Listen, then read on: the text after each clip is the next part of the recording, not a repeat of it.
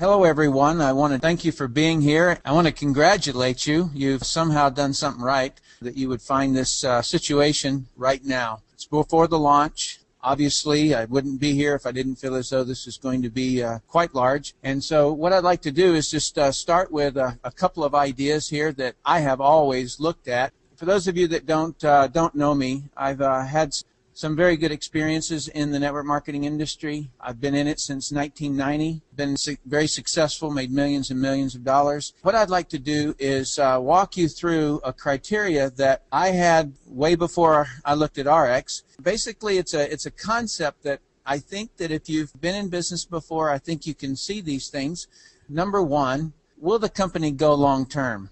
And what I'm going to do is I'm going to break each one of these down, but I want to give you the list first. So number one is, will the company go long term? Number two is, will the product sell outside of the network? If that's a little bit confusing, and if you're new, then I'll certainly explain that to you, so just hang in there. Number three is, will I be rewarded well for my efforts? Number four is, will the training produce a successful representative? So I'm going to go right on through here. Number one is, will the company go long term? If you think about it logically, no one can be successful in a failed company. It doesn't matter how good you are. It doesn't matter how great the compensation plan is. It doesn't matter how good the products are or anything else. If the company is not around, you have hurt your reputation. Number one, I need to evaluate the management first, because companies don't build, people build companies. So when you really get in there and you examine the specifics of a company, you have to look at who is moving that company. It's just sort of like if you have a hat sitting on your desk, you reach and you move the hat and move it to another part on the desk.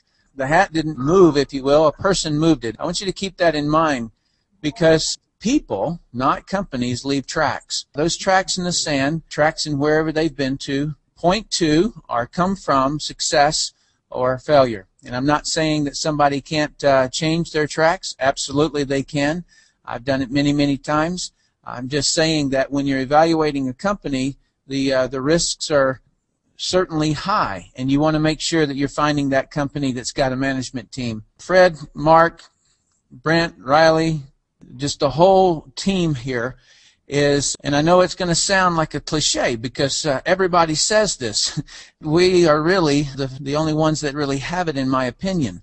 And what that means is that, to me, the biggest fear that I would have is the management of resources.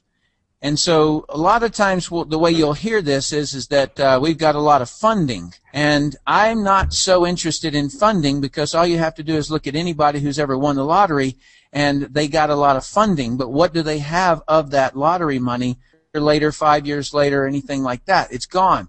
And so it is the management of those resources that I am greatly interested in how they do. I have witnessed it. Jeff is on board with us as well as a manager, as an owner, principal. He knows how to make sure that we have resources. But I'll tell you the real trick here, and it's a difficult one, and that is it is the management of inventory. I want you to just think about it. If a company orders $1 million worth of inventory and they only sell half of it, then they only have half of the profits. So it's hard to pay the bills when you're only getting half of the profits. So it's very important that a company somehow can guess how much the leaders are going to sell. How much are they going to move and drive? And so this is not something that you want to step in on a management team's first rodeo. You don't want them guessing. You want these people who have experience, that they know this game, and they sharpen their pencil and they know what's going on. This is not a small issue, okay? The second thing that I'm very interested in is the management of leaders. I can't tell you how many horror stories that I've been around, watched, heard. Some of it just it's literally one of those things to where I grab my chest and say, oh. What that is that a company, it gets going and they have zero sales. They don't have anything sold out there, and they have an idea, and then they bring in a couple of leaders. Some of those leaders catch the vision, and then they start moving mountains the way leaders can do. Suddenly the company gets amnesia because they get $10 million, $20 million in their pocket, they get amnesia and they get acting as though that they did it. Now, they had something to do with it, but most of them don't remember that day they had 0 sales. And so it's the leadership who do that. So a little bit later on, when the greed starts going around in the top of the company, and I'm talking about on the corporate side, they completely forget who built them. And so if they want to increase shareholder value, and that's either a publicly traded company or a private traded company, they make tweaks in the compensation plan, and sometimes those tweaks can cost a leader half of his monthly income or more. So when I first sat down and I was talking with Mark, and I told him that I was just so hesitant because it's as though that it's a different field these days. And he said, I want to show you something. And he pulled out his iPad and he began to go through something called Bill of Rights. I urge you to get a hold of this if you can, because Mark sat there and he told me the same thing that I'm telling you about, that this happens all over this industry. And I heard something the other day that a little bit shocked me, and it was that they sat down with the attorneys and they were going through the policies and procedures. And in the policies and procedures, if you've ever read those things, they are very one-sided. And it looks much more like there's a dictator and you are signing off that you submit to everything. Mark and Fred did differently, as they stepped up and they said, you know what, these things are very one-sided. We're creating partnerships with our representatives, and we want partnerships. And so they told the attorney that they wanted to rewrite what has become a pretty much standard boilerplate template in the network marketing industry. For these reasons and others, I believe the company is going to go long-term. In other words, the management part of it checks off for me. If you knew how many companies that I've sat in the boardrooms of, if you knew how many leaders that I have talked to, then this is not my first time of evaluating a company. I've seen quite a few of them. Let me jump over to the next one, which is products. And by the way, this order, these 4 points, they have to go in this order, and you'll understand why on the logic of it. The second thing is products, and the products have to sell outside the network. And what do I mean by that? If a product, whether it is it's just not a product that customers want out there, or if it's poorly priced, if it's poorly packaged, there are just so many things that can cause a product not to be valuable outside in the consumer market. You've really limited a company to being a small company if the products can't sell outside the network, and you're going to probably within about a 3-year period of time start hearing the conversation of saturation. Everybody's telling the same story. You've all heard it. We're going from small to big, and blah, blah, blah, blah, blah. What I've always witnessed is that the companies that sell products that stay inside of the network, meaning that only the distributors or representatives or associates are the ones that are really consuming the products, that there's not an outside consumption base, then you've got saturation, not just an objection of it, but actuality.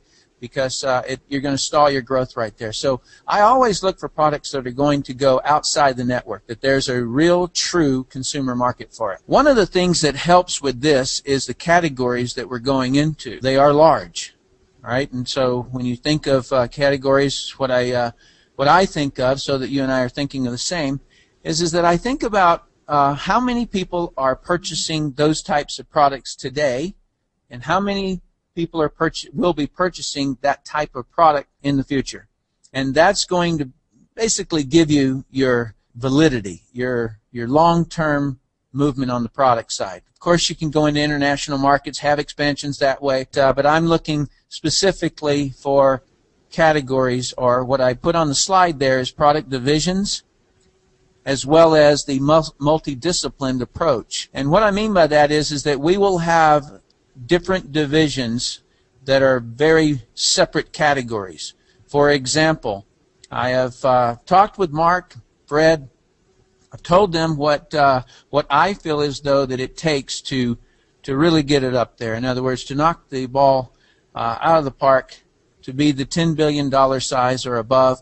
The way that it's got to be done is something that I haven't quite seen, and that is that it's a division and multidiscipline division. Now, let me explain what I mean by that. Deanna Latson, who is our product star, she brought me the concept and idea of what she was already working on, about ready to launch.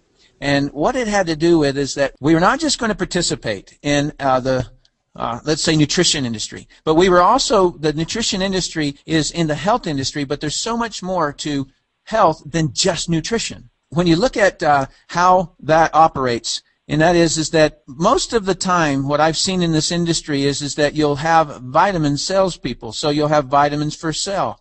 Now, I'm not undermining that because there's certainly a lot of vitamins moving, and we're going to start out that way. But where we're going is why I am super excited. Where we're going is that we're going to have a different discipline than just vitamins. We'll have also a very strong focus on something that's very near and dear to my heart, because we just had a baby about less than 4 weeks ago. And that is something called Healthy Baby Academy. So that's going to be a discipline inside of nutrition. Weight management will be a discipline inside of nutrition. Fitness will be a discipline.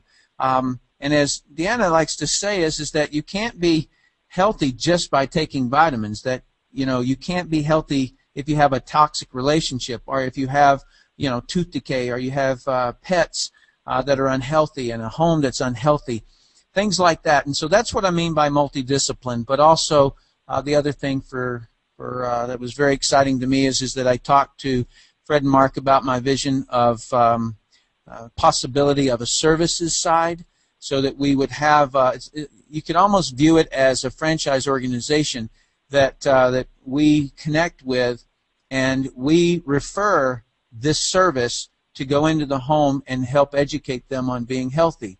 That can go all the way from disinfecting the home to removing of odors out of the car, things like that. But we could also educate them about toxic chemicals that are inside the house that normally lead to problems that people are not even aware of. So these are the categories, as well as the multidisciplined approach, that really, really impressed me. And I believe that this is what will take us to being that giant company.